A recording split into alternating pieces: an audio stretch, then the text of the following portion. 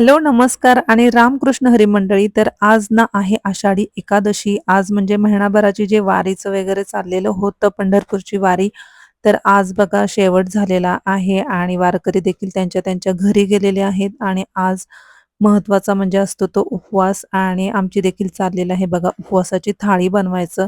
तर मी इथे ना मस्त असे वेफर्स तळून घेतीये आणि आमच्याकडे वेफर्स खूप खूप आवडतात आणि अगदी मोठ्यांपासून लहानांपर्यंत आमच्याकडे सगळे उपवास धरतात. त्यामुळे ना आज उपवास असला तरी देखील ना खाण्याची चंगळ असते आणि खूप मस्त-मस्त असे पदार्थ केले जातात. तर माझे बघा वेफर्स तळून झालेले आहेत आणि हे जे रताळे आहेत ना, ते आमचे एवढे फेव्हरेट आहेत ना आणि हे जर मस्त असे रोस्ट केले ना आणि वाफेवरती होऊन दिले, तर अगदी यम्मी आणि खूप खूप गोड छान लागतात.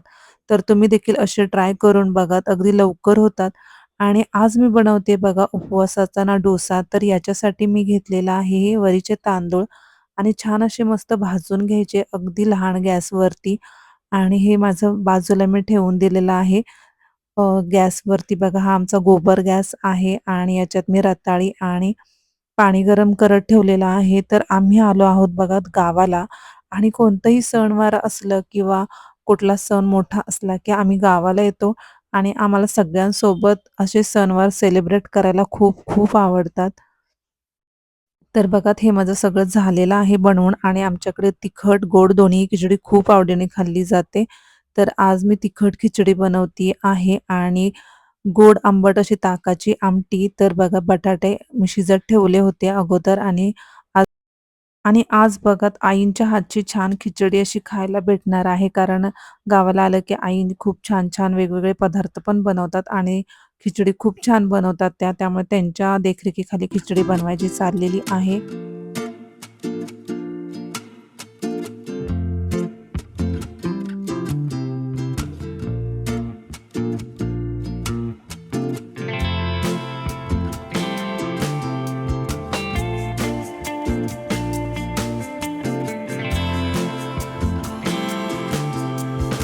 अशी मस्त खमंग खिचडी ताकासोबत किंवा दह्यासोबत तुम्ही मस्त एन्जॉय करा आणि हे बघा माझी खिचडी पण छान मस्त झालेली आहे.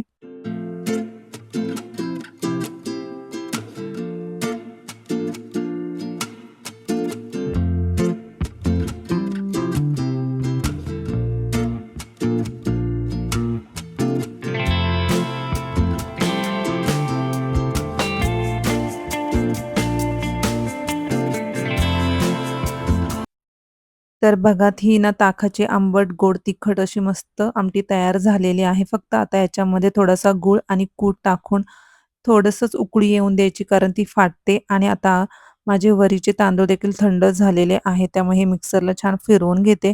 अगदी म्हणजे जास्त पण बारीक होत नाहीत हे, पण जेवढे होता येईल तेवढे बारीक करून घ्यायचे आणि असे बघा कुरकुरीत डोसे तयार होतात. मस्त लागतात डोसे आणि हे तुम्ही बटाट्याची भाजी देखील बनवली तरी खाऊ शकता. हे बघा असे छान कुरकुरीत झालेले आहेत किंवा दह्यासोबत किंवा आमटीसोबत देखील खाऊ शकता. छान ऑप्शन आहे हा देखील डोस्यांचा आणि ही बघा ही आमटी पण तयार झालेली आहे.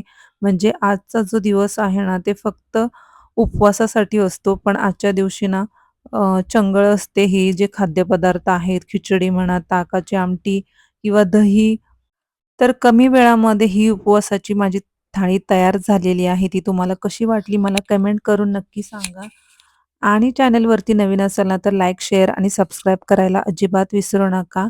तर चला तर अशीच छान रेसिपी घेऊन भेटते नेक्स्ट व्हिडिओमध्ये. तोपर्यंत बाय बाय.